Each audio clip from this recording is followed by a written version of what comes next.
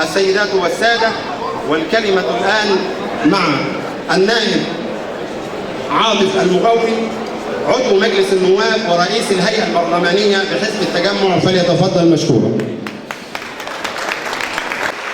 وأتقدم بالتهنئة لأبنائي وبناتي الذين حققوا النجاح رغم قسوة الظروف والعملية التعليمية وحالة الاستنزاف للجهد والمال التي تعاني منها الأسر المصرية من جراء حالة الاستغلال الأسود لحاجة الأسر المصرية وأبناء مصر للتعليم. فنرى السناتر ومجموعات الدروس الخصوصية واختفاء المدرسة من العملية التعليمية، ثم يأتي إلينا وزيرا ليجعل من أبنائنا حقل تجارب لا نضمن نتائجها، ومن بين صفوف أبناء مركز ومدينة بلبيس وباسم حزب التجمع نحن نقول نرفض أي تجارب فاشلة في حق مستقبل مصر، ونقول لكم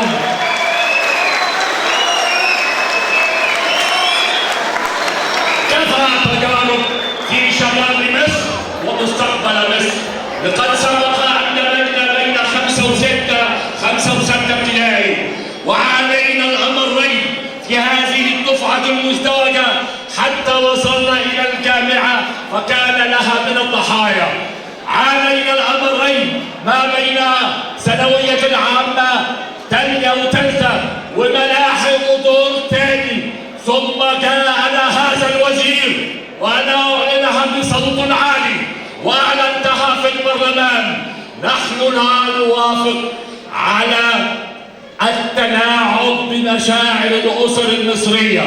ويقول لك احنا بنرفع الهم عن كاهل الطلاب والدروس الخصوصية.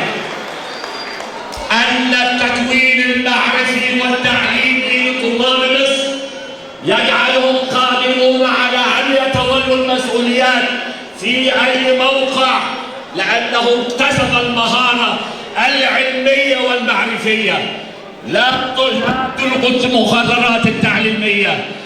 بجوار مدير إدارة الأزهر قال تعبيرا في كلمته: استقرار المناهج والنظام التعليمي والامتحانات في الأزهر.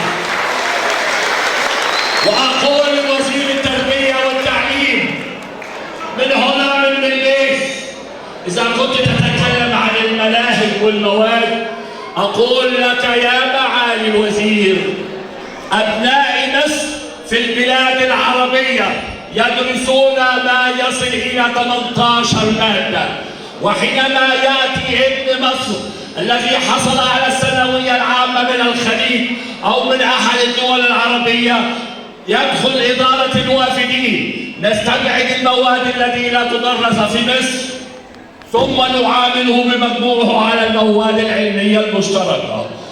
هل بالمناسبة معظم المتفوقين في الشهادات العامة في دول الخليج من أبناء الجالية المصرية؟ لا أحد يتكلم ويقول المناهج والحمل كتير على أولادنا. لا، محدش يداعب ظروفنا المادية ويقول ده عشان أخفف دروس خصوصية وتكلفة تعليم.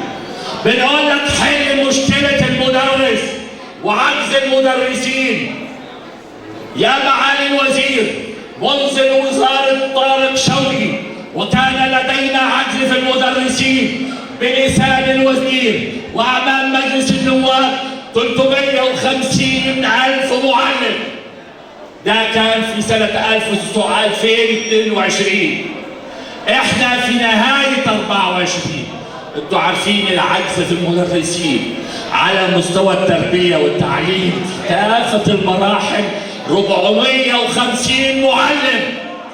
ومهنة المعلم لا يمكن إحلال شخص محل شخص في الوظيفة. يمكن موظف يقوم بدور موظف. في التعليم لا، ما ينفعش تربية رياضية أدخله يدرس منهج علمي، ما ينفعش تربية فنية يدخل يدرس منهج علمي، ما ينفعش تدبير منزلي يدخل يدرس منهج علمي. يا سيادة الوزير، تحديات، لا تتكلم عن المناهج وقول لنا بصريح العبارة، انت توليت موقعك من اقل من شهر، هل العبقرية والبراعة خلال شهر تخترع لي نظام تعليمي؟ عاوزينك تقول لنا مين الخبراء اللي شاروا عليه بهذا النظام عشان نحاسبهم. نحن هنا من بلبيس وباسم حزب التجمع نطالب بإنشاء المجلس الأعلى للتعليم يضع سياسات مستقرة ل50 عام لا تتغير مع وزير أو وزارة. الاستقرار والاستمرار هي الضمانة الحقيقية للتعليم، ولا مستقبل لأمة بدون تعليم، ولا تعليم إلا باستعادة منظومة المدرسة.